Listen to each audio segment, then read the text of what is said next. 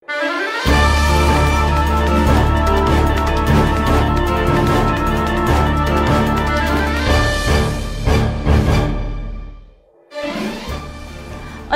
makibalita. Ako si Abigail Gracia Legaspi at ito ang Batangapo News TV.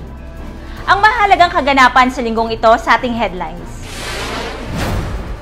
Olongapo nakatanggap ng walong generators mula sa Department of Health para sa barangay health centers. Breast Cancer Awareness Campaign ginanap sa Subic Freeport. 60 Seconds with DILG City Director Amada Dumagat.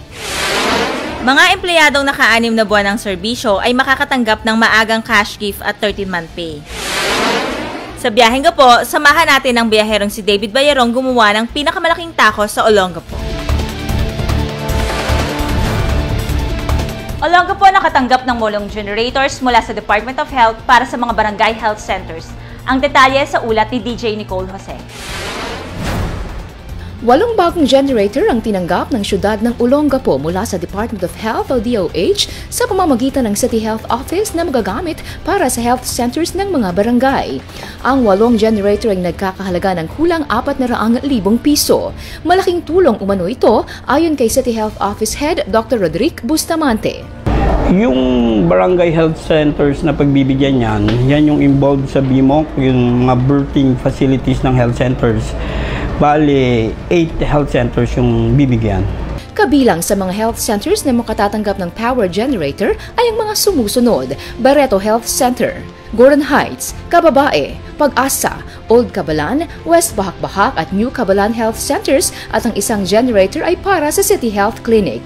Sinabi pa ni Mayor Roland Paulino na may karagdagan pang 4 na genset ang inaasahang dumating mula sa DOH at iba pang medical equipment na ipagkakaloob katulad ng baby apparatus, nebulizers at microscope na nagkakahalaga ng 200,000 piso.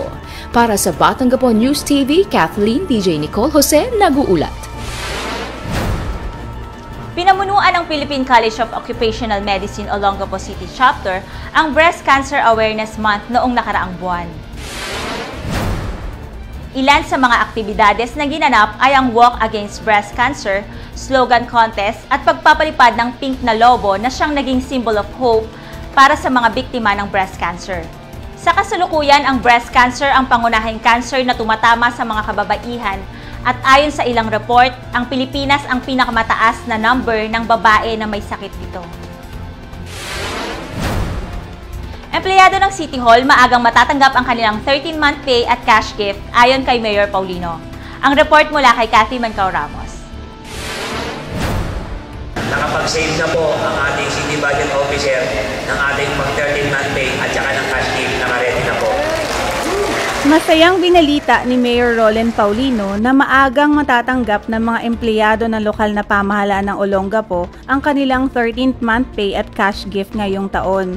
Ang 13th month pay ay katumbas ng isang buwang sahod at cash gift na katumbas naman ng 5,000 pesos. Ang mga empleyadong naka-6 na buwan na ng serbisyo ay makakatanggap ng nasabing cash gift at 13th month pay. Ang maagang pamasko ay alinsunod na rin sa panawagan ng national government para makatulong sa mga empleyado ng gobyerno at sa tinamaan ng Bagyong Yolanda para makatulong sa pagbangon nila. Hindi man tinamaan ng Bagyong Yolanda ang Olongapo, pinaalala pa rin ni Mayor Paulino na tumulong ang mga Olongapo sa abot ng kanilang makakaya. Mapadamit man, pagkain o pinansyal na tulong na siguradong ikasisiya ng mga kababayang nasalanta ni Bagyong Yolanda. Para sa Batangapo News TV, ito si Cathy Mancao Ramos.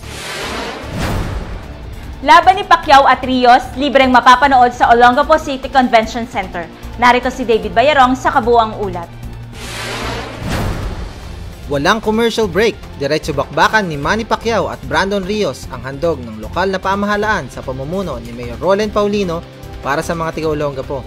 Libre ang naturang pay-per-view na laban ng ating pambansang kamao na pwedeng mapanood sa Olongapo City Convention Center sa darating na linggo, November 24, na magsisimula ng alas 9 ng umaga. Inaalay ni Pacman ang laban na ito para sa ating mga kababayan na nasalanta ng Bagyong Yolanda. Ang naturang laban ni Pacman na mapapanood ng libre ay kasabay ng kaarawan ni Olongapo City Mayor Roland Paulino. Ako si David Bayarong para sa Batangapo News TV.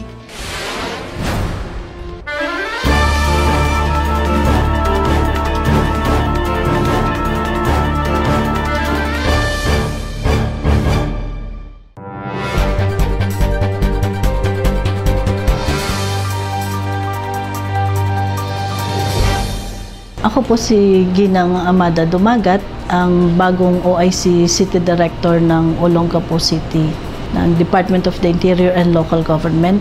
Maganda naman yung kanilang ginagawa, pero may mga observations din ako na kailangan pang tutukan pagdating sa compliance nila sa mga batas. Meron kaming barangay newly elected officials program o yung BINEO na ito ay seminar para sa mga barangay officials na mga bago. Kasama na yung pagpapalakas ng legislation sa barangay kasi iyon ang parang hindi natututukan. So maganda naman po ang coordination ng DILG ng Sangguniang Panlungsod at syempre ng ating punong lungsod.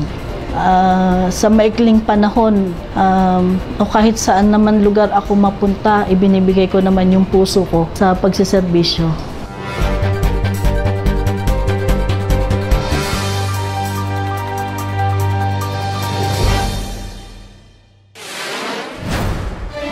Kalye Kasiyahan, nagbukas na. Ang detalye ihahatid ni kasamang Ray Toledo.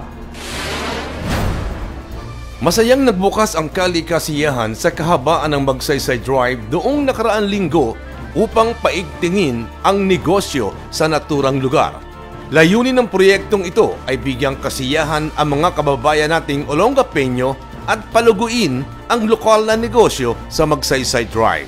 Ayon kay First Lady Cynthia Paulino, ang tema ng proyektong ito ay upang maibalik ang buhay ng nightlife na naging tatak ng Olongapo upang dayuhin ng turista.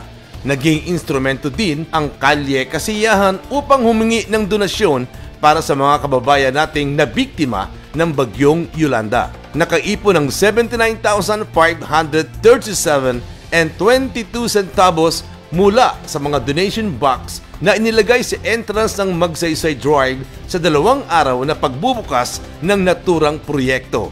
Nagpasalamat naman si Olongapo City Mayor Rolen Paulino sa lahat ng tumulong at nagbigay ng kanilang donasyon para sa biktima ng bagyong Yolanda.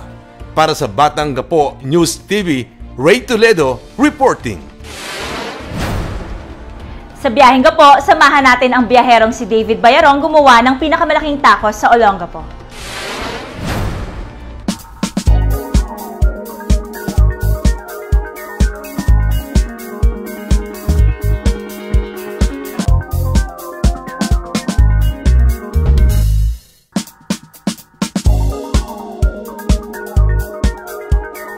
Sikat na sikat sa mga Batanggapo ang coffee shop dahil sa kanilang affordable at napakasarap na pagkain. Samahan nyo rin ako at ikutin natin ang kanilang rooftop hotel na swak sa budget mo. Halina't alamin natin kung paano ginagawa ang kanilang bestseller na jumbo tacos na talaga namang dinarayo dito sa Olongapo. Bakit hindi natin subukang mag-introduce ng tacos? Walang walang taco shell ditong magagawa. Pero sinadjust na ma'am, pwede po yung lumpia wrapper. Iikwan na natin, magkaroon tayo ng innovation. Kasi usually, di ba ang tacos, maliit lang. 2 kagat, okay na. So, yun na nga. Yun ang start. Nagkaroon kami ng tinawag namin itong jumbo tacos. Lahat ng yan at marami pang iba ay mapapanood sa bago at pinagandang Season 2 full episode ng Biyaheng Gapo. Ako si David Bayarong para sa Batanggapo News TV. Tuloy-tuloy ang assistance na ibinibigay ng pamahalang lungsod sa mga Olongapeñong nais magtrabaho o magkaroon ng kaalaman sa pagnenegosyo. This is your chance to get a job or start and operate your own business. Narito ang latest job openings lokal at abroad mula sa SBMA Labor Center at Public Employment Service Office.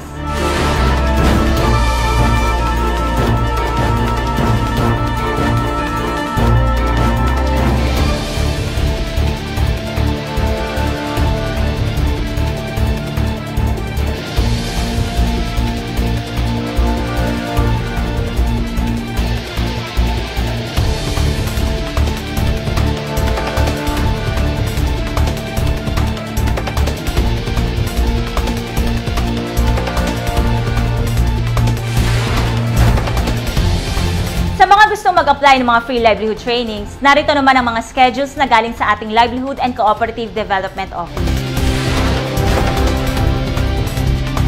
Magsadya agad sa kanilang opisina sa 2nd floor ng City Hall para magpalista dahil limited slots lang ang available sa bawat training course. Malamig na ang simoy ng hangin tuwing gabi dahil 33 days na lang, Pasko na.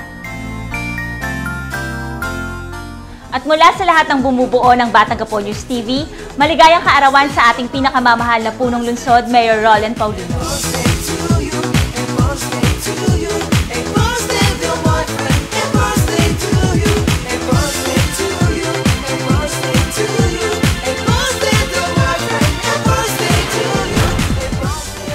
Sumainyo ang mga balitang nakalap ng Batangapo News TV. Hanggang sa susunod na linggo, Abigail Gracia Legaspi ang inyong tagapagbalita. Mabuhay, Olongapo!